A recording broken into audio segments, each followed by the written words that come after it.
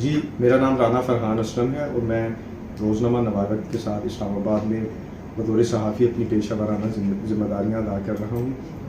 گزشتہ دنوں ہم نے ایک سی پی ڈی آئی اور انڈیویژل لینڈ کے باہمی اشتراک سے ہیومن رائٹس اور فریڈم آف سپیچ کے حوالے سے ایک ٹریننگ ورکشاپ جو ہے وہ اٹینڈ کی۔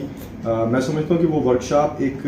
ایک بہت ہی زبردست اقدام تھا سی پی ڈی آئی کا اور انڈیویژل لینڈ کا، بالخصوص صحافیوں کی کیپیسٹی بلڈنگ کے لیے اور ان کی جو پروفیشنل سکلز ہیں اور ان کے نالج میں اضافے کے لیے، اور جو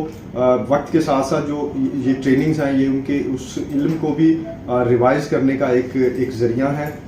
اور یہ بہت اچھا اقدام تھا۔ اس پر میں سی پی ڈی آئی اور انڈیویژل لینڈ کا ذاتی طور پر مشکور بھی ہوں، اور بالخصوص جو ہیومن رائٹس کے حوالے سے اور جو ڈیجیٹل میڈیا، کیونکہ یہ ماڈرن دور ہے، اب ڈیجیٹل میڈیا کا دور ہے، تو ڈیجیٹل میڈیا کے حوالے سے جو چیزیں ہمیں وہاں پر سکھائی گئی، ہیومن رائٹس کے حوالے سے جو ہمیں بتایا گیا، بالخصوص جو رائٹ ٹو انفارمیشن کا ایک بڑا اہم جو ایک قانون ہے جس سے ہر